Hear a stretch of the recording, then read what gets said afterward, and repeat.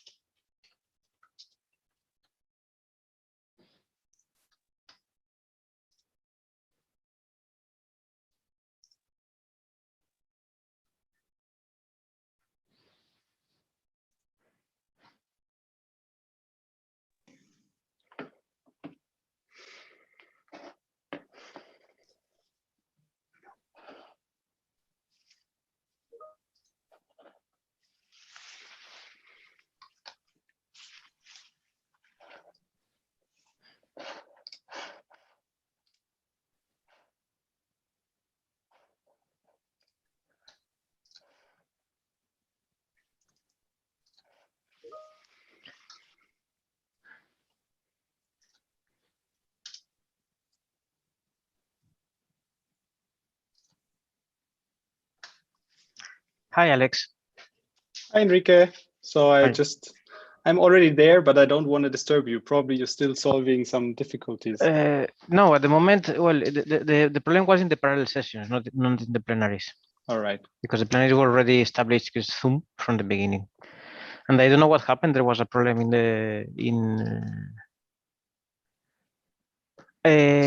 Jitsi. I don't know, but it's something from Jitsi. Is not. Hi, Enrique. So I'm already there, but I don't want. I have to tell you that what we are saying here, it's already in the platform, so it's working. I check it. Okay, that's great. So if you go into the platform, you will see the YouTube video. There is a lag, a delay around 20-30 seconds. Right. Okay, but this is because of the process. You have to go to YouTube, and then that's why the questions are written. So 30 seconds, it's fine. There is no major issues. So if you go to the web app platform, you will see for the plenary 2, there is the panel of questions already open. Right. Okay.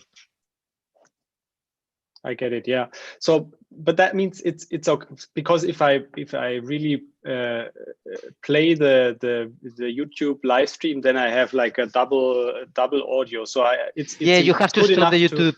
You have to stop the YouTube. So, but even if I stop it, I will still see the questions if there are some questions, right? So if I put test there. Yes, the questions are not in YouTube. Okay, perfect. So I just sent a test question. Yeah, I'm watching the question. Okay, so now you would have to click on some. If I have a question here, all right. For instance, it will pop up a yellow the new question, and you press and it appears. Okay, perfect. Okay, that's the way the people interact with you. Well, that's fantastic. Okay, that's fantastic. Well, then I'm all set. Well, then I'm good to go. Perfect. And so we have 1 hour for the entire session. Yes, that is. So was there some limitation on Karina on the length of the talk itself, or the usual is let's to say 45 minutes, something like that. Right. Then you have room for questions. Okay, perfect.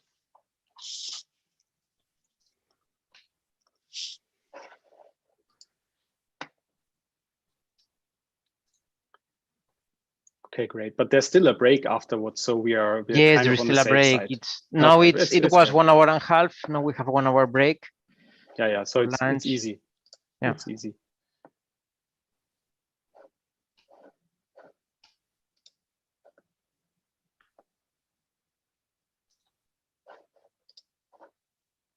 Okay.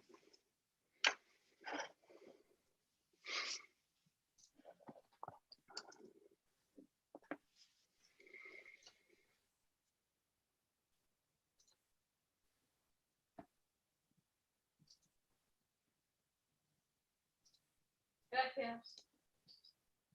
Muchas gracias a todos. Hasta luego. Hasta luego.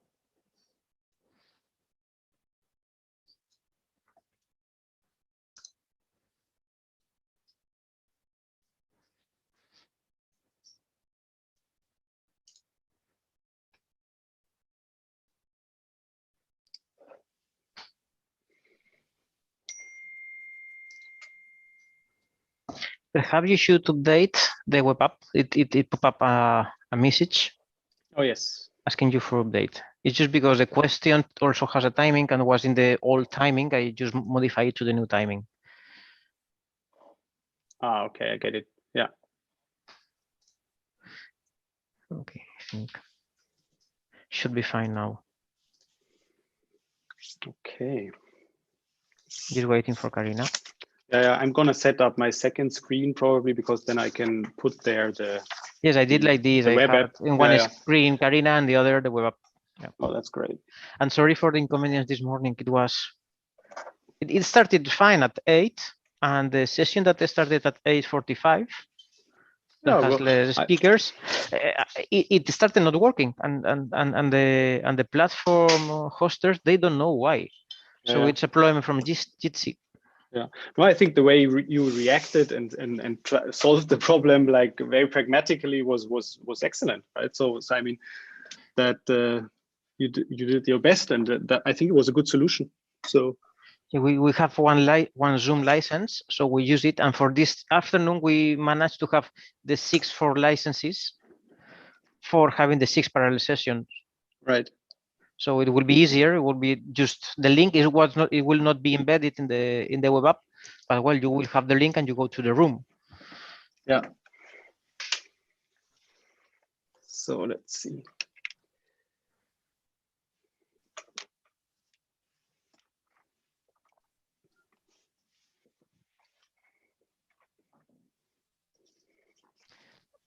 I expected that some people couldn't manage to put the presentation or this kind of thing, but I couldn't expect that Jitsi fails.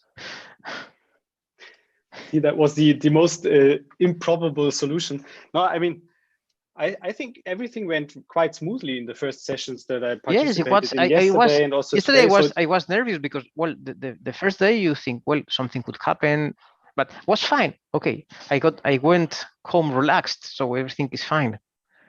And this morning we start with this. Oh my god! And there's not much you can do, right? Because this is kind of like total system failure. So yes. you can't even. It's not. I can't. So we moved to Zoom and well. So, okay. So I'm a bit surprised that Karina is not yet here because she said she wanted to be here also at. Yes, she has the same link than you, so and yes, the same link than me. So let's see.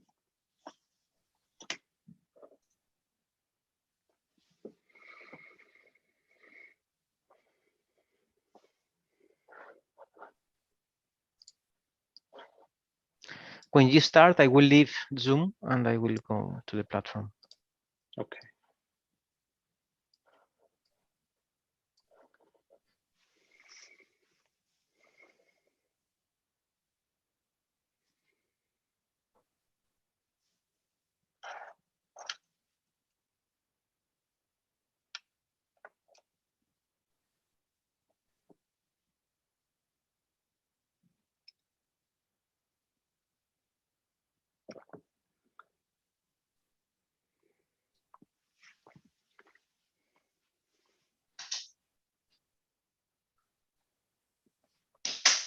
So it means if there are questions after so I will read them, right? So because there's no way of direct interaction.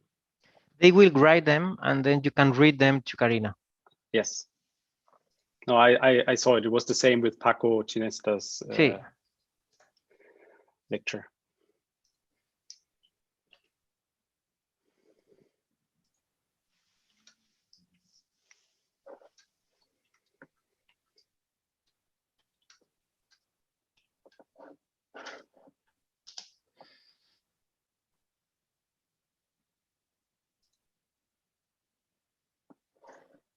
I sent the link through WhatsApp to Karina again, just to be sure. That's good.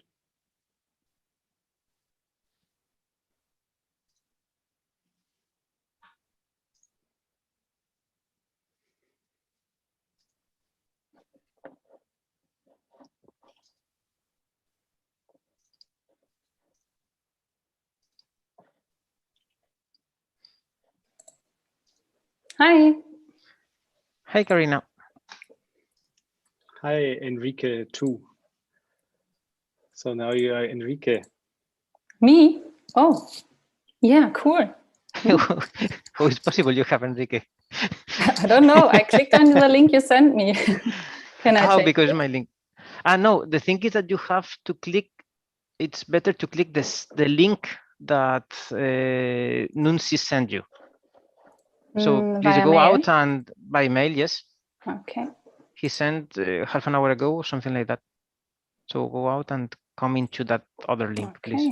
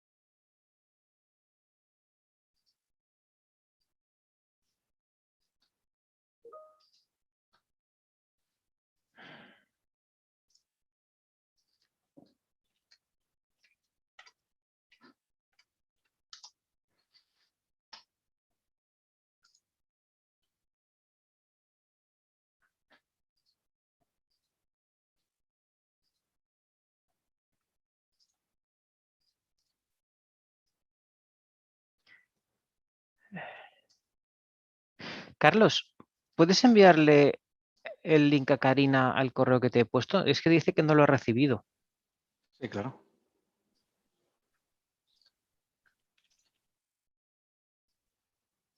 Te refieres a este, ¿no? De esta sesión.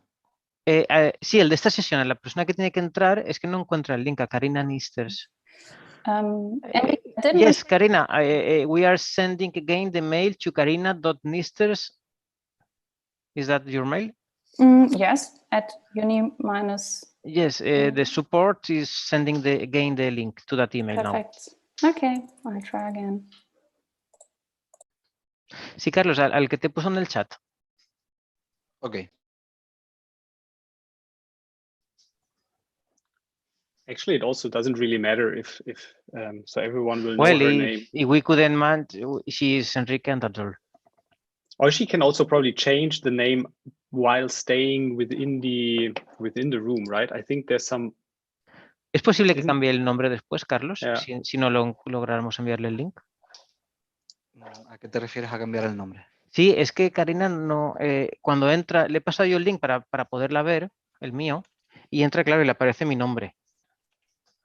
Ah, sí, el tema del nombre se puede cambiar sin problema. Ah, vale, pues entonces, still nothing, y so, que entre con el mío y le cambiamos el nombre y ya está. Ok.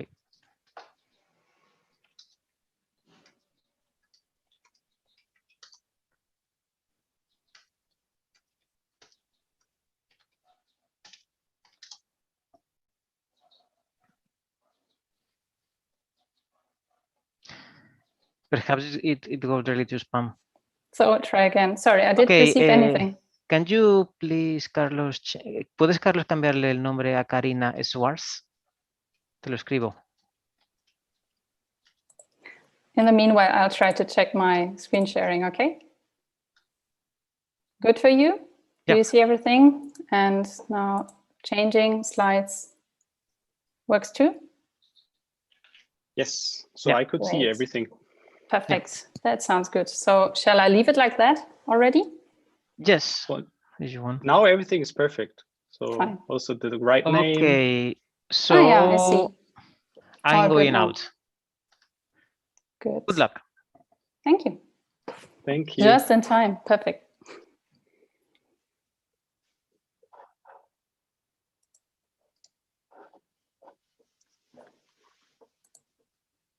Okay, so welcome everyone. It's 12:30. We're punctual.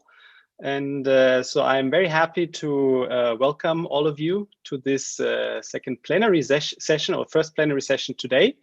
This is going to be a plenary lecture given by Karina Schwartz. So my name is Alexander Popp, and I'm professor at the University of the Bundeswehr in Munich in Germany. And I'm also former chairman of the ECOMAS Young Investigators Committee. And I'm very, very happy and very pleased to introduce Karina, who's giving this lecture today. So Karina is currently a research assistant and postdoc at the Institute of Mechanics at the University of Duisburg-Essen in Germany in the group of Professor Schröder. And so she has a very interesting background. She studied civil engineering and then moved to a master's program on computational mechanics. And she also completed a research stay abroad at Mines Paris during that program. And a few years ago, in 2018, she finished her PhD on least squares finite element methods. And I think that's also going to be the basis for what we will hear about today. And she's currently working on the numerical modeling of sea ice dynamics in the polar regions. And so as far as I remember correctly, that also involved some trip on an expedition ship in the really cold polar region. So this is what we call real commitment to science. So maybe we'll hear about that as well. And last but not least, let me mention that Karina is since 2020 a member, not only a member, but also chairperson of the ECOMAS Young Investigators Committee. So this makes her the spokesperson of all young investigators in our field in Europe. And I also checked, so since we at ECOMAS still have an all-male executive committee, this makes you, Karina, I think the most important and powerful woman in ECOMAS today. Wow. So we're happy to have you here and we're looking forward to your talk, Karina. Thank you, Alex, for the very, very nice words. It's a pleasure being here. And let me take the chance to thank, Alex, for your nice words and for being part of EYIC and also the organizers of the conference, which is a very, very great success, I would say. And I enjoy a lot being here and for taking the chance of having this plenary today. So as Alex already said, it's about least squares finite element method with application in fluid and solid mechanics, where I have to say that the solid part is very small, but the part on fluid will be a larger one. So let's step into the talk. And here's the outline. So I want to first give a small introduction and motivation of the topic. And then in a nutshell, want to describe the least squares finite element method, and then show you some applications in elastodynamics first, and then in a deeper version in fluid dynamics. And then we come to an application that I would say is quite a smart application in fluid structure interaction that is somehow an outcome of what we see in the first two parts. So the final goal is somehow showing or motivating this fluid structure interaction application in part 3 then. And finally, I'll give a conclusion and outlook to my talk. Before starting with mechanics or physics, I have to acknowledge the team that I'm working for. As Alex already said, I'm working in the group of Jörg Schröder. So starting from the right here, he's the head of the Institute of Mechanics in Essen. And then in the group of least squares method with application mainly nowadays on fluids, but also in the past on solid mechanics.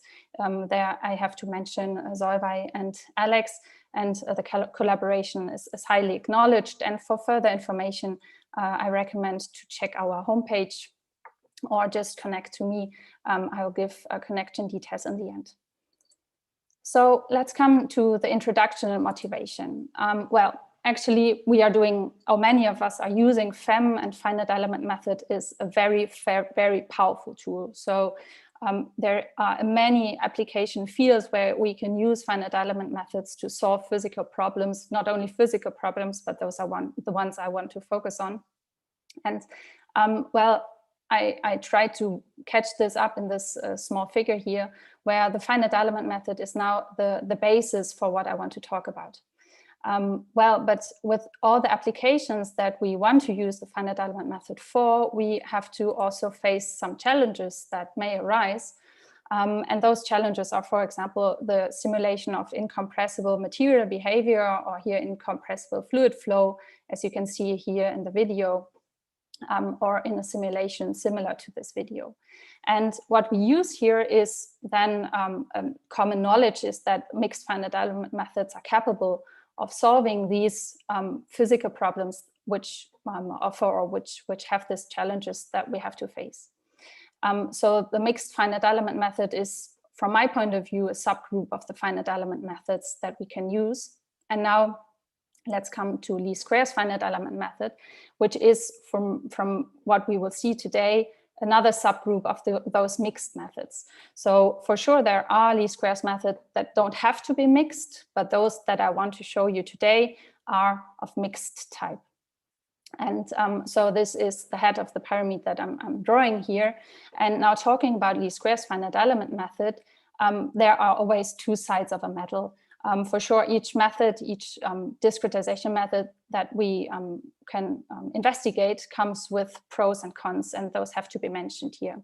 So let's talk about the pros first. So some advantages of the general least squares method or FEM method are the following. First of all, it is applicable to all types, in general, to all types of differential equations.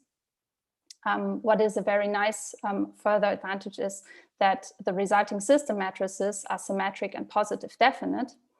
And then we are not restricted, moreover, to the LBB conditions, since we are solving, and that's something you will see by constructing the functional, we are solving a minimization problem instead of a saddle point problem. So that is a very convenient advantage. Moreover, by the construction, and now I'm already talking about how to construct and so on, but that's something you will see on the next slides. By construction, the functional itself is an error indicator that we get for free. So we can evaluate the functional itself on each element and then use known application adaptive meshing strategies for those remeshing applications. And finally, the construction of the functional is in the end more or less free. So we can use the favored variables in the function, in the functional, and construct it in that way that we are solving for variables that we are interested in. The other side of the medal is that there are some disadvantages. And I will also stress this out during my talk. So in general, low order elements can lead to a poor approximation. And secondly, there is a choice of scaling or weighting factors that might be uncertain, meaning within the functional that we construct, and you will see that just on the next slides, there is a value that isn't clear how to choose. And so that is always part of investigation for each and every boundary value problem that we are looking at. Okay, so now I talked a lot about constructing a functional. Let me show how to do. So in general, the least squares method is to find a minimizer or the solution to a field. And this minimizer is the solution of a quadratic functional f that we construct. And in the end, we are solving a minimization problem or the optimization problem that we can, in a very general manner, write down, as you see here in the top equation. And now, getting into more detail, what does this look like? So we construct actually a functional in terms of quadratic R2 norms based on residuals. So in these residuals contain the physics that we put into or that we are looking at. So the functional is actually constructed using quadratic R2 norms. That's the essential part here. And now taking a closer look at the residual again, we see that in a very general manner, we can write it down as A applied to B minus F. And by such, we end up with this minimization problem that you see here on the bottom of the slide. So that is the very general representation of how to construct a least squares finite element formulation or functional. And now coming from that, coming to the solution procedure, we will find that we have to, solving this minimization problem, we use calculus of variation, and the condition for solving this is that the first variation of the functional with respect to each unknown has to be equal to 0. So that is what is shown here in the very first equation. And then in cases of nonlinearities, that's what we do. We have to do a linearization step, and then we end up at this place. There are different methods, so you can do the linearization before, but that is the procedure that I just want to present here. Alternatively, you can use a numerical tangent modulus or automatic differentiation methods to solve this nonlinearity and then solve in a Newton scheme. So that is the very general way of, first of all, constructing and then solving the problem. Now, since I want, in the end, motivate a least squares FSE approach, so fluid structure approach, we have to talk a bit about solution spaces. or more about solving not only in the solution space, but about a conforming interpolation. And I have to move a bit my control here in the Zoom, sorry. So what we will do next for both elastodynamics and fluid dynamics is that we will construct formulations, least squares formulations, in terms of stresses and velocities. And what we will find is that the velocities are in solution spaces sort of H1, and the stresses are sort in HDiff. And now choosing conforming interpolation spaces for these solution spaces is that we have a continuous solution for the velocities over the elements, meaning we use standard Lagrange polynomial functions that fulfill the HDiff space. And in order to fulfill or to conform, to have a conforming discretization in HDiff for the stresses, we use, for example, Rabiat-Thoma functions. And for those of you who haven't seen that yet, here the solution is only normal continuous, meaning that here, for example, the traction, be aware that this is the traction vector, for example, over the element edge is normal continuous. And those element spaces are now used also for the formulations that we will use in elastodynamics and in fluid dynamics. Okay, so that was mainly everything on the background theory. So let's come to applications in elastodynamics, to real physics. So first of all, I want to talk about elastodynamics, but here in the static case, okay. But actually, I just consider the balance of momentum equation here, where you see that the material relation, the constitutive relation, is here inserted for the stresses. But what I didn't mention yet is that we are always constructing here first order systems. So by this, we end up at a mixed formulation on the one hand side, and secondly, the least squares method is capable of solving these first order systems. And this is convenient in all applications regarding choice of interpolation and so on. So what we do, instead of using this way of writing down the physical problem, we write it in the way that you see here in the center. So we use the balance of momentum equation, where the stresses are here now given. And secondly, we use the constitutive relation that is now the second system, the second equation of the system. And by applying now the construction rules that I've shown on how to construct a least squares functional on these two equations, we end up at a stress displacement formulation first. So the question is now, why is this a stress displacement equation? Well, actually, since we choose as this, so first of all, we see that the stresses and the displacements are just fields in our equations. But secondly, that is now considering in the next step a accelerated, so a dynamic case that is not clear directly. So consider now the dynamic case, we just add the acceleration term, and still I say, okay, this is the stress displacement formulation, although there are the accelerations part of a term in the first equation. So what we have to consider here is that we need a suitable time discretization scheme on the acceleration term, for example, that makes a function of u such that the full functional is a stress displacement formulation. Okay, and this, what you see here at the bottom of the slide, is a very good known, well-known formulation. So that was investigated in many papers before, and that should be the basis for the next formulation that I want to present, which is now a stress velocity formulation. So just try to remember this, what you see here on the bottom of the slide. And now if I go to the next slide, you will see that actually not much changed in this, what I want to present you, what I want to present you as a stress velocity formulation.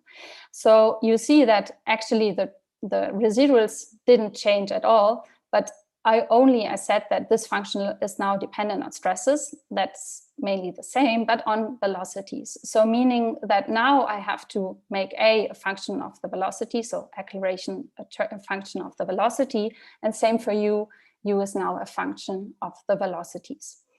And that essentially changes things when now computing the first variation.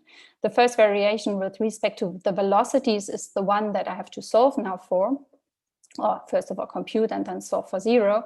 And here are two values which are just more or less abbreviations of what is given here below. So the variation of a is now a derivative of a with respect to the velocities, and then variation of the velocity itself. And then it's the same here, it is the same here for the variation of the symmetric gradient of the displacement. So you see that here there comes suitable time discretization into the game, and that's a choice that I will discuss in the numerical example. And secondly, we also need the variation with respect to the stresses, and that looks like this. Further reading is given here at the bottom of the slide. This brings me to the first numerical example, and now, first of all, to colorful pictures. So we consider here a very academic problem. It is the cantilever beam that is now subjected to a dynamic loading, where the loading function over time is displayed here by the red line, and suitable boundary conditions are given. So it's clamped at the left end, and there's a traction applied at the right. Point A is considered for all the plottings over time now. So I will show you the displacement and vertical direction of point A over time in the next two slides. And what I want to draw your attention to is that we are considering here a nearly incompressible material behavior. So here are the first images, the first pictures.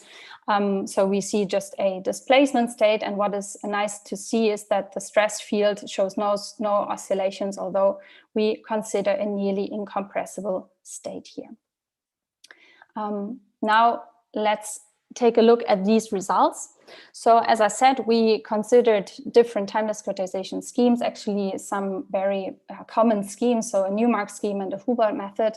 And what you see here on top, in the top images of the slide, is that first of all, I choose a non-weighted formulation. So the weighting of the first residual and the second residual is set to 1.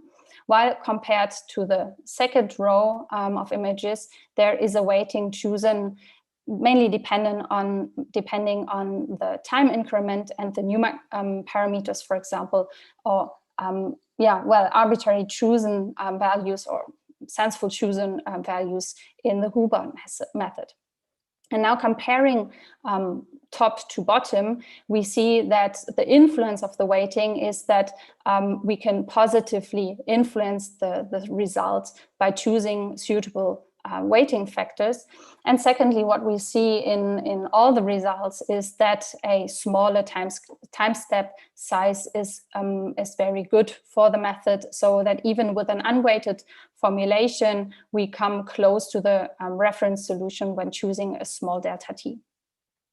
Now, when I switch over to the next slide, you will see similar images.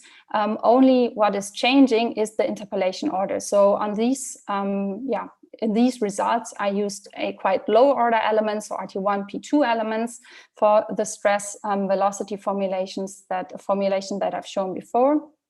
And now using a higher order element, RT3, before you've seen these changes, I will go back and forth.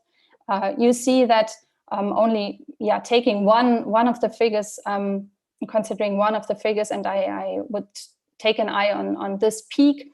For example, you see that increasing the polynomial order of the element has a positive influence. So you see that quite good here. And then again, we see the positive influencing of choosing suitable weighting factors. And now that is a first result that I want to present. So with this, I want to close the elastodynamic chapter, and I have skipped some of the results that I did during my PhD and forth on, but let's conclude here these interim results. So we have seen an adequate stress velocity formulation, first of all, for linear elastodynamics.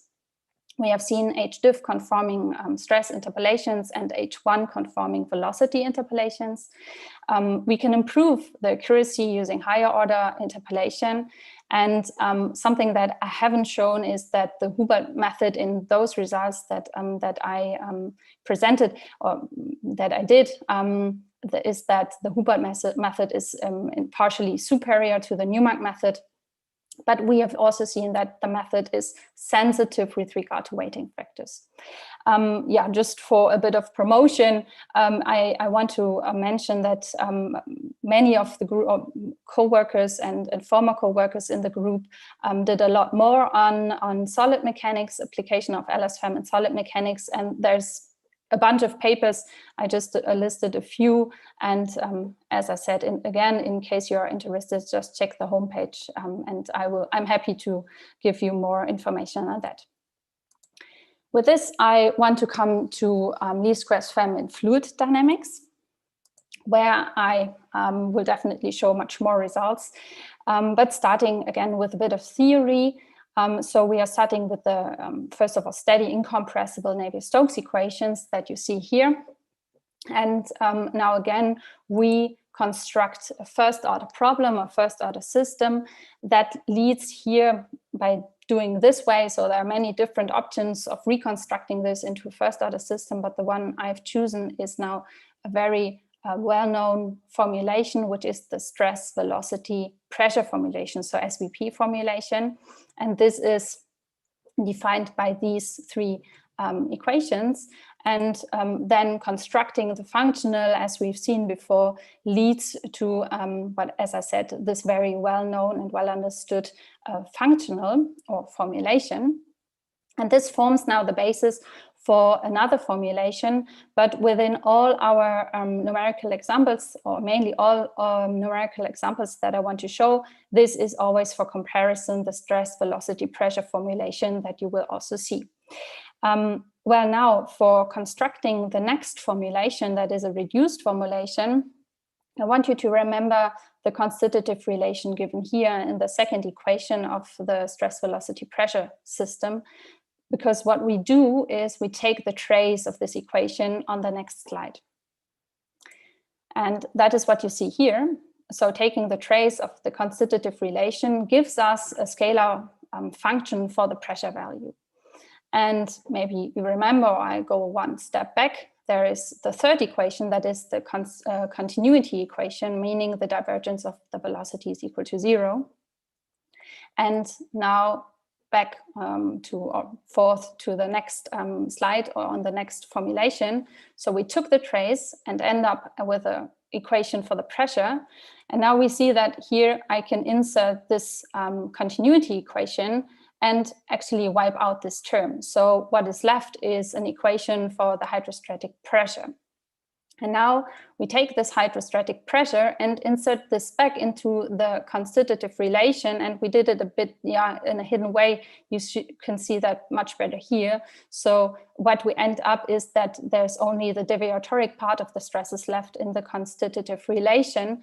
And now we do have by this construction, a reduced system, without in general using without losing anything, because the information on the continuity is just inserted here. But what we are reducing is, or what we are eliminating is the pressure. So thinking about finite elements and thinking about the degrees of freedom, we are reducing the system and we are reducing costs actually. Well, this is a stress velocity formulation, but this is not the one that I want to use, because now, and as I said, we can first of all construct the functional as much as how we want. We add again the continuity condition as a third residual again to the system without paying again for that, because there is no additional degree of freedom coming in by just adding this residual. And this is what we denote as an extended stress velocity formulation. And this is the one that I want to investigate. Just bringing that back to your mind, we are interested in those stress velocity formulations because we have seen them in the elastodynamics and now in the fluid dynamics, and in the end they will come together in the fluid structure interaction approach that we motivated at the very beginning. So those are the stress velocity pressure formulation, and this extended stress velocity formulation are those I want to investigate in the next numerical examples. The first one I want to show you is here now the regularized driven cavity problem, which is also, again, a very academic problem. We do have a squared domain with 0 velocities on 3 boundaries and apply a quartic parabola on the top of the domain, which is only for the velocity in horizontal direction, right? And well, we choose a Reynolds number of 1000. And what you simply see here is, first of all, the resulting velocity field, so the total velocities, and for comparison, just very general comparison to a reference solution from literature. And we see both the stress velocity pressure formulation and the extended stress velocity formulation do very well. I hope you can see that there's a blue and a green line laying on top of each other and hit the reference solution. But as I said, we are saving degrees of freedom, and that is what I want to stress out here also for this numerical problem. So let's compare total degrees of freedom numbers for both the formulations, so stress velocity pressure formulation and the extended stress velocity formulation, both for a lower and a higher order interpolation order. And then you can see that already the saving in degrees of freedom, now always compared the lower to the lower and the higher to the higher, we are saving degrees of freedom. Okay, that is by construction, that is what we wanted to obtain. But secondly, there's not only the saving in the degrees of freedom, but there's a saving in linear solver time. And that is a very, very nice outcome of this construction or of this problem. And we see that the saving is even much higher due to how the system is solved. So we can save, especially for the higher order polynomial with the stress velocity formulation, solver time, and that is a very promising and a very nice result. Let's come to the next numerical example. And when talking about least squares finite elements, it's always talking also about conservation and conservation quality. And that's one point I want to show you here with this numerical example, which is on mass conservation in a channel flow. So that is a problem taken from literature again. And what you see, first of all, is that we consider a channel flow. So we do have an inflow profile, and we define the same as an outflow profile. And there are velocities prescribed on the top and bottom wall as well. There's a cylindrical cutout, which has a certain radius, which is either 0.6 or 0.9. And at this cylinder, the velocities are set equal to 0. So what happens is that the stream has to go this way and that way. And now we know by logic that the mass flowing in has to be the same as the mass going through this narrow channel here. And this is what we investigate here, and that is what we want to evaluate as the percentage of mass loss. So that is the equation that we are evaluating here. And here are, first of all, the results on nice colored picture, first of all. So you see that what happens, so the stream is going this way and that way, and even in the more narrow channel, higher velocities here and there. And now the question is, what happens with the different formulations? How good is the mass loss? Okay, so taking a look at this axis, you see that results can be catastrophic, but we can improve this. And okay, that is only for the courses mesh. So we have to take a look at the converged result. And here things are much better. But going into detail on the results, and since we already took an eye on this higher radius, so on 0.9 as the radius, we see first of all that the higher polynomials, so meaning the orange, the yellow and the orange line, are superior to the lower polynomials. So that is one outcome. But on the as a second point, we see that the stress velocity formulation, which is here just abbreviated with RT3P4, versus the stress velocity pressure formulation denoted as RT3P4P3, so yellow versus orange, that the orange line is also much better, or the results in the stress velocity formulation, the extended formulation, are much better than in the classical stress velocity pressure formulation. And something that you can see here for radius 0.6 is that, and that is a very interesting outcome, is that even the lower order, so meaning RT1P2 in the stress velocity formulation, is doing better than the higher polynomial in the stress velocity pressure formulation. So there is always a discussion on conservation, but we can handle this. We just have to know and keep that in mind whenever talking about least squares finite element methods. This brings me now to the next numerical example. And as I said, we can use the evaluation of the functional on each element as a posteriori error indicator, which we just have for free, and then apply all the adaptive stretching, remeshing strategies that we have at hand. And that's something I want to show you here. So we consider also a very common numerical example here, which is a backward facing step, again taken from literature. And now there is no true step, but this step is somehow realized by this inflow profile that is just on the upper top of the inflow. And so it is a very lengthy channel flow. We do have zero velocities at top and bottom and a suitable outflow condition. And that is the stream that arises. So you see that is only the half. So here this is 15. That would be only the half of the domain, but it didn't fit on the slide. So you have to put this image behind that, and then you have it doubled. And so you see that this is the resulting velocity profile, first of all. And what we will see is on the next slides, first numbers, but then secondly, I want to show you also the velocity profiles in two cuts, in two vertical cuts, which are at x1 equals 7, so that is here, and x1 equals 15, that would be here.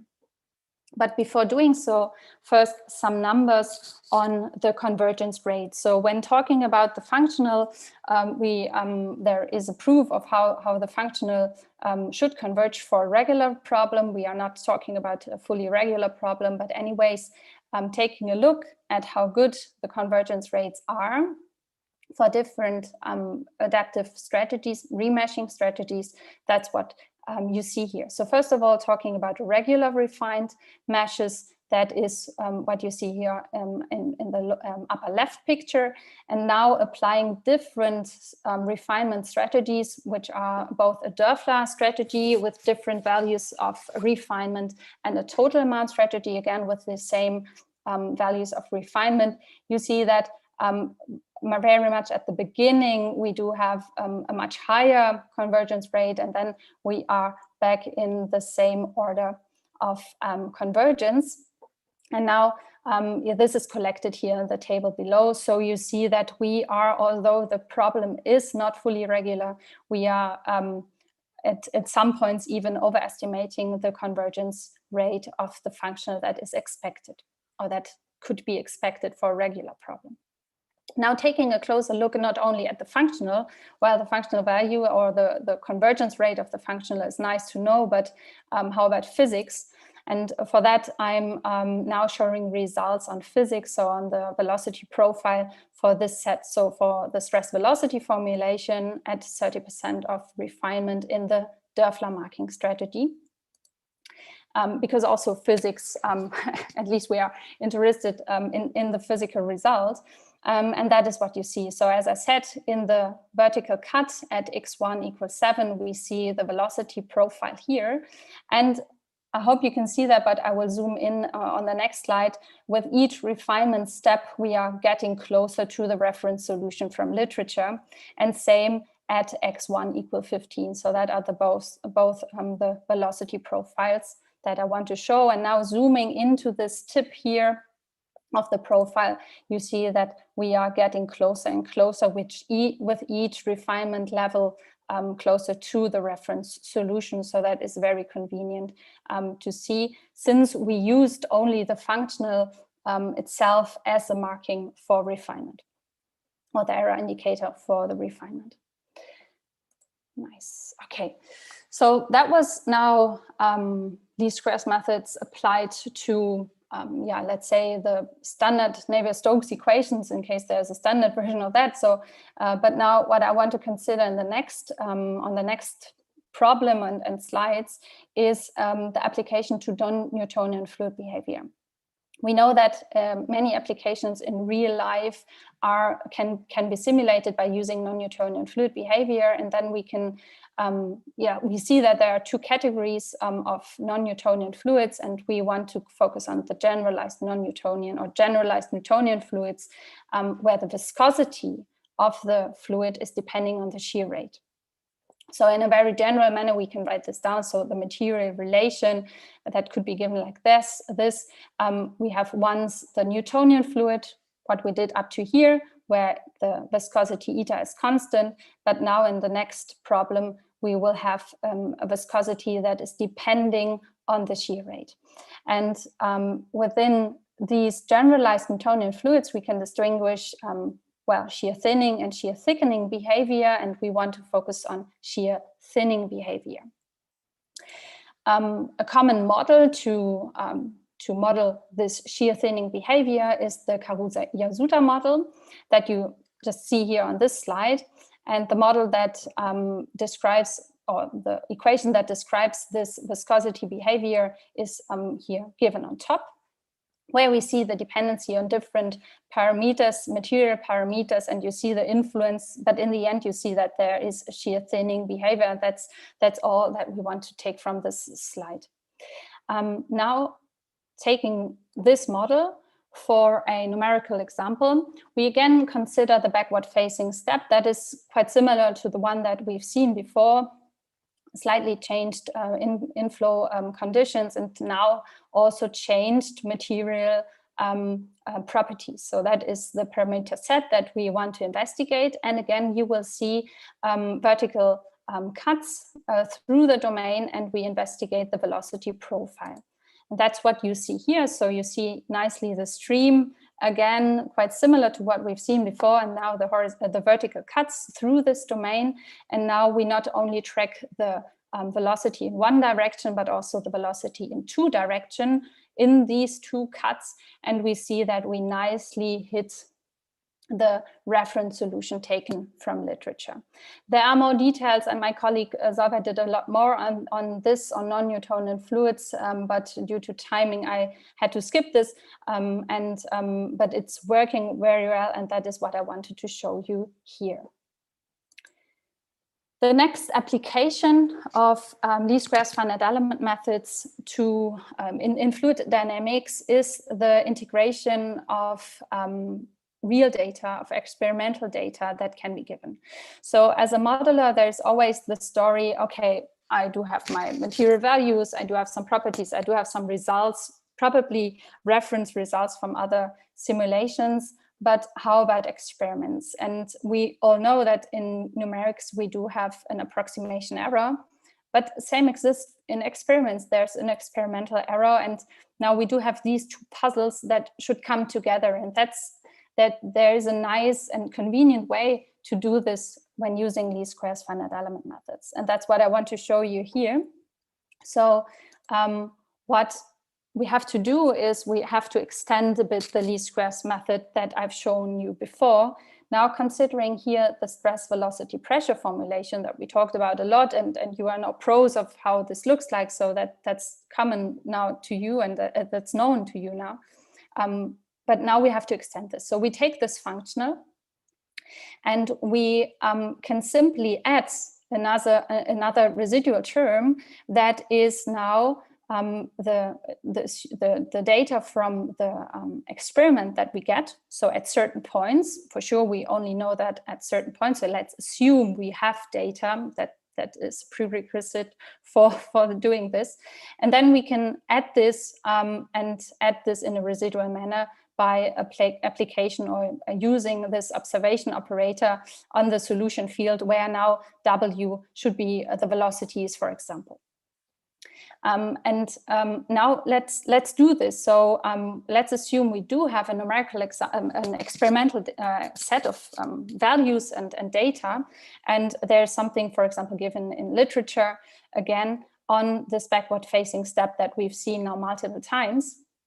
And now let's do this slowly. So what you see here is now the drawing, the technical drawing. Here we apply an inflow, but there will be changes on the inflow condition. But first of all, we assume a parabola given as an inflow condition here. And then we do have this step, and we assume 0 velocities and top and bottom, and a suitable outflow condition.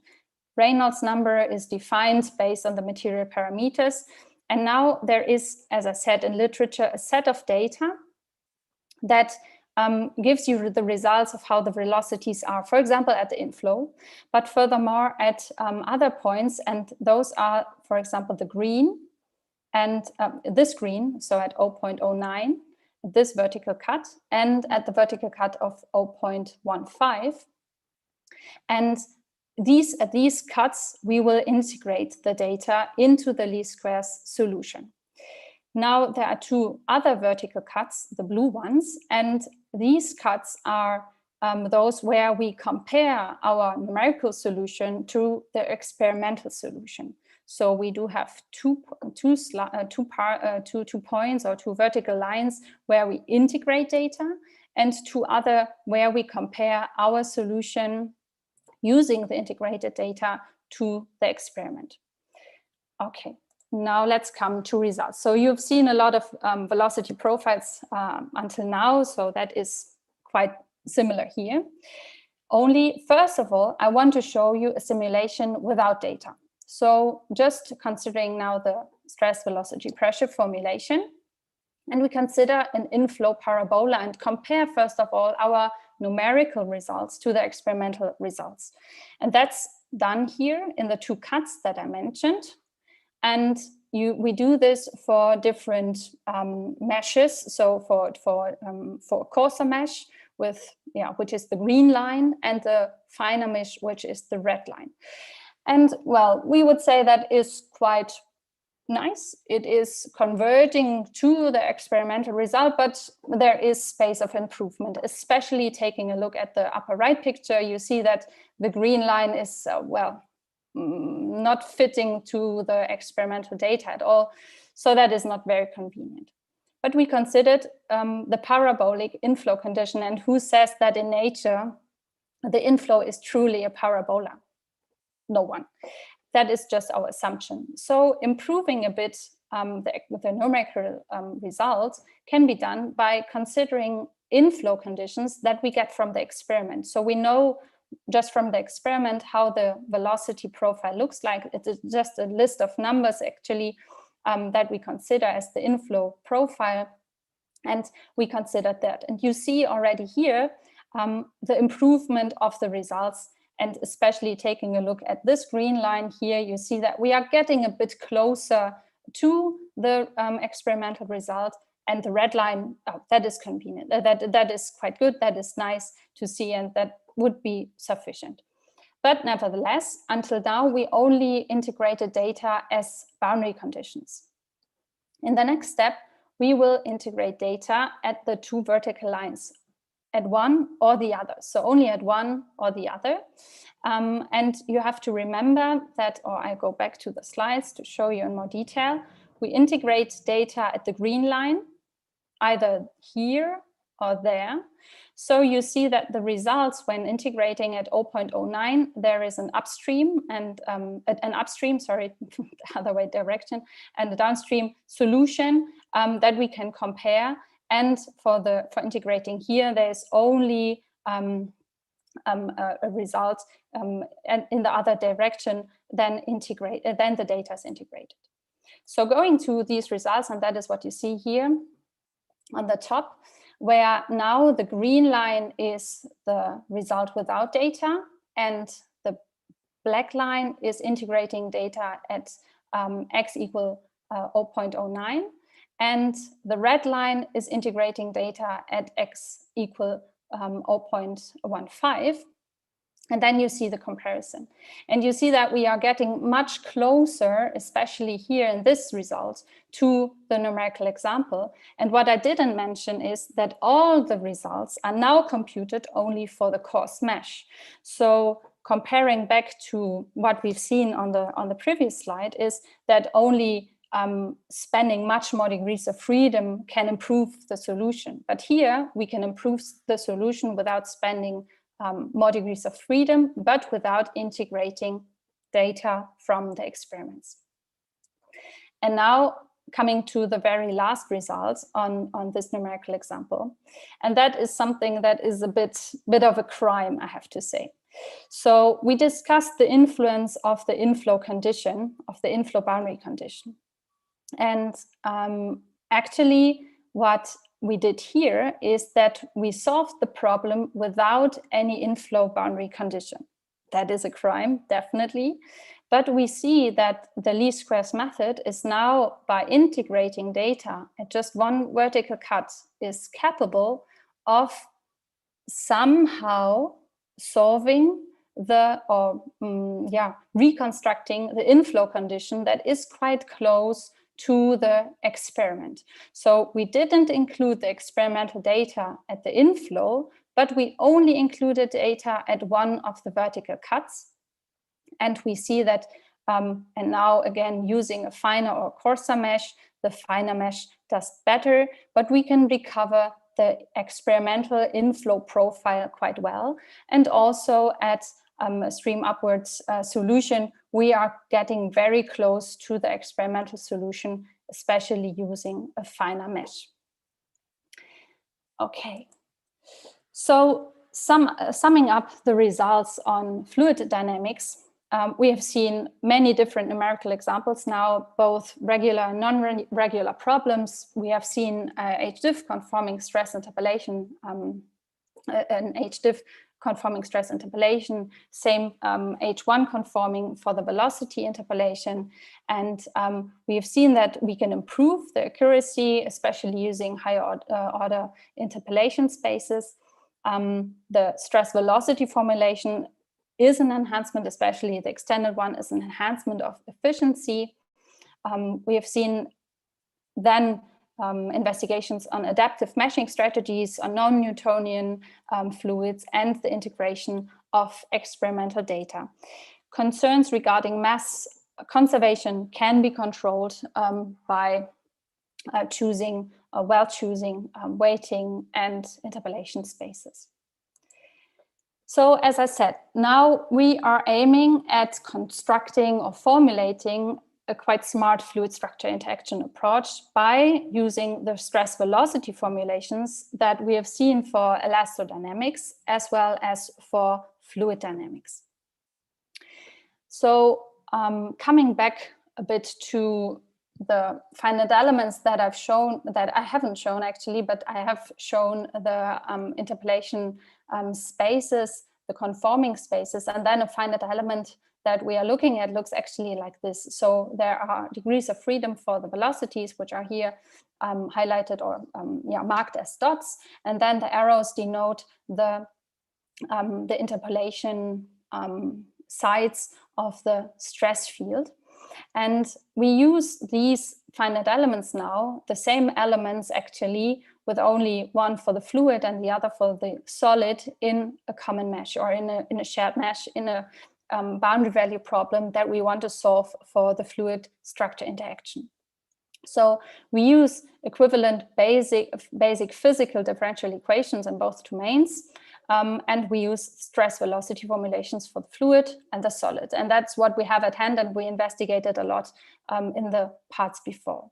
So one thing we have to do is we use those, or have to use these Rabiotoma, vector-valued Rabiotoma interpolation spaces in HDiff, but that we've seen before. And by this, the coupling conditions of the FSI approach are automatically fulfilled. Those results I want to show you on the next slides are just a starting point. My colleague Sava is much more working on that in a project, but these preliminary results I want to show you are quite nice for proving that the concept of least squares FSI, as we've shown here, works quite well. So that is the setup. We see a benchmark problem that is very well known. So that is the flag behind the cylinder in a channel flow. All material data is given here. And this setup that we are using here is leading to a static state in the solution. So this is the loading curve, but showing you the first results now here. We see that the lift and drag forces on the cylinder end up in a static state. So this is for all the assumptions that we made in the model before. So small strain elasticity and so on, they are all good for having, or this is suitable for then solving for this kind of numerical problem here. And what I want to show you next is actually a convergence of how good we are reaching a convergence in the numerical result. And well, actually, I can already highlight this. So this is getting very close to the reference solution that is provided for this numerical example. So using a quite small time step here and a quite high polynomial order for both elements, we are doing quite well in solving the least squares FSI approach as we proposed. Now, this is just showing some results. So we see the velocity profile and the displacement field on the cantilever beam or on the flag that is here in the domain. So with this, I want to conclude, first of all, what we have seen. We have seen the application of least squares FEM for elastodynamic and fluid dynamics. We have seen conforming discretization in solution spaces. Efficiency and accuracy investigations were provided, and we have also seen investigations on adaptive meshing strategies, non-Newtonian fluids, and data integration. And then in the end, with taking a closer look at the stress velocity formulation, we've seen a successful formulation of the LS-FEM FSI approach. So I think I'm running a bit out of time. I see that there is in the chat, yeah. So I will quickly come to the end. So the only thing that I wanted to show is what Alex highlighted or mentioned at the very beginning. So the application to sea ice modeling. So just some results on a box test case, but I think we can skip this here. Sorry for running out of time. And so with this, I want to thank you for your attention, and for more details, I'm happy to connect. And this is where you find me and the team. Thank you. Well, thank you very much, Karina, for this very, very nice talk, and that has many different flavors to it. And I think it was an excellent overview of also to newcomers to the least squares finite element method, but also to the ones that are more interested in some of the details and applications. So I urge the participants to post some questions in the chat. Up to now, this has not been the case, but I want to give them some more time and some more last chance that they have you here. And I'm going to ask one or two questions that I have in between.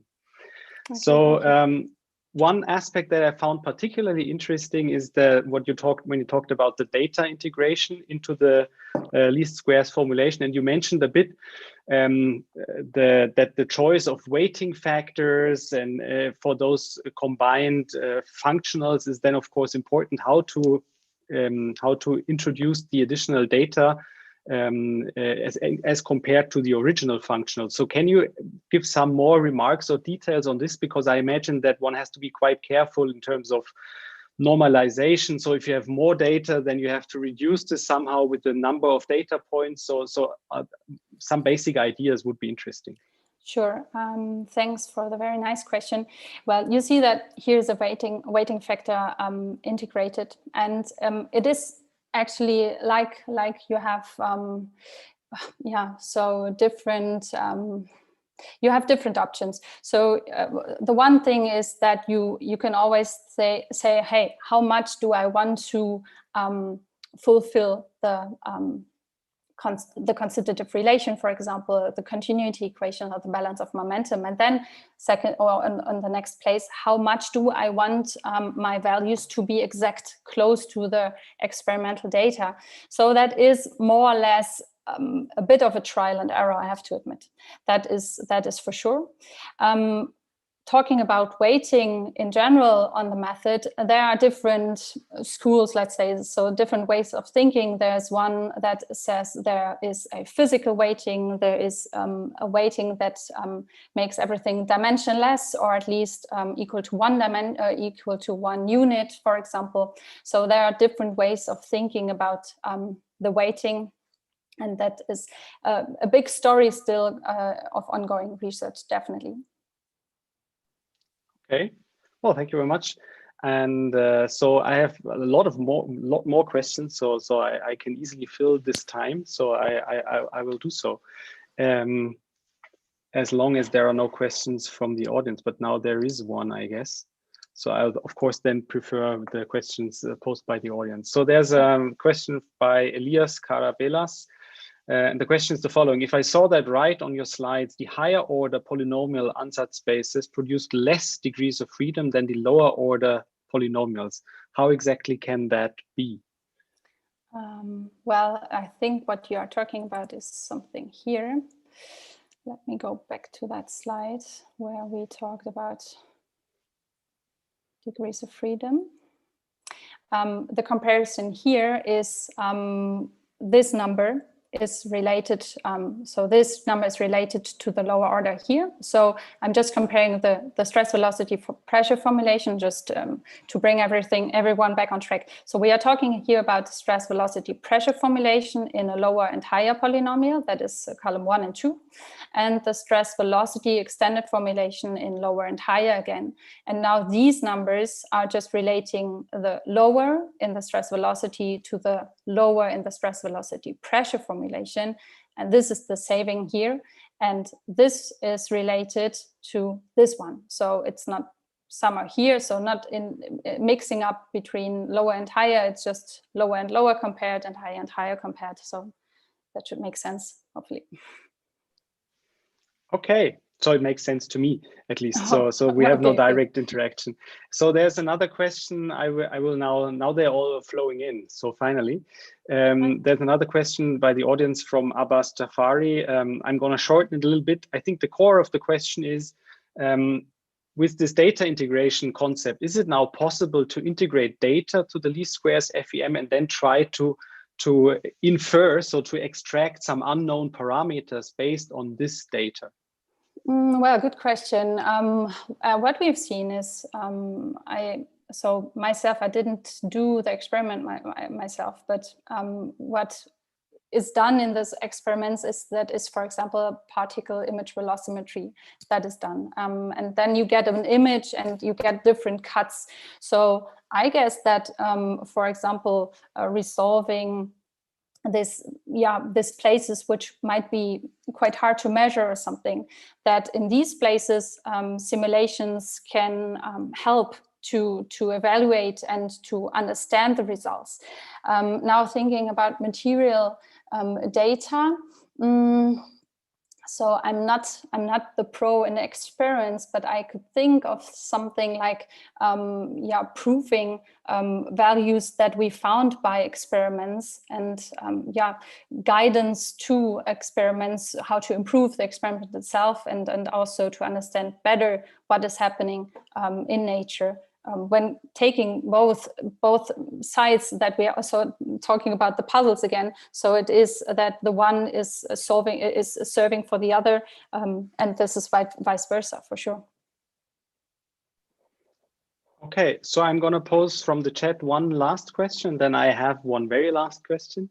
So another one from the chat has been that in some sense you have to initialize this optimization process, so to say. So do you assume anything for an initial solution within for the least squares FEM approach, or is this not necessary?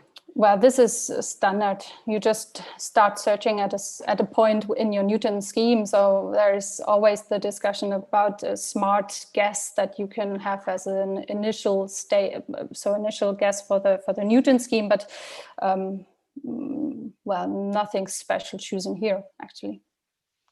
Okay, so then I would have my last question, which is since we're at a Young Investigators Conference, and I mean we're both still young investigators technically, but there's even younger investigators than us, Karina. We have to be honest about that. So what would you recommend maybe to a first-year PhD student entering this field of least squares finite element method? So what are your recommendations and hot topics, or what would you try to avoid? Is there anything you want to say to them? Very good question. Thank you for this question. So first of all, the least squares finite element method is a very, very nice topic to do your PhD on. That it's absolutely great. So many things to discuss, so many numerical examples to discover.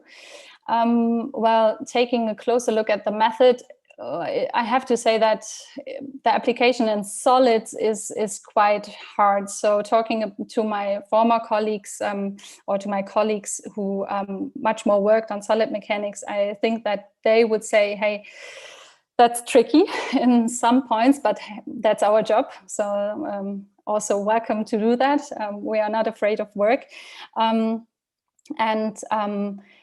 The application to first order system is what the method is mainly made for, I would say. So, and what it's intended for. But you see that all the applications here in fluids are quite straightforward. It is a very nice method. So I would highly recommend to take a closer look at it. And I'm happy to receive your mails or however to give you guidance how to enter the method. Okay, well, so thank you very much. So, and I want to thank you again, Karina, for this excellent talk. And I think you provided the young colleagues with some very nice ideas of where to start and how to get into those different application scenarios. So thank you very much. I enjoyed it very much. And so this also marks the end of this plenary session. We now have a, presumably lunch break or break where you can do whatever you want. And the general program continues, if I see that correctly, at 2:30 with the next parallel sessions. So yeah, thank you again to all the participants, and a special thanks to Karina. And so see you all soon. Thank Bye-bye. you. Thank you for the nice questions. Bye-bye.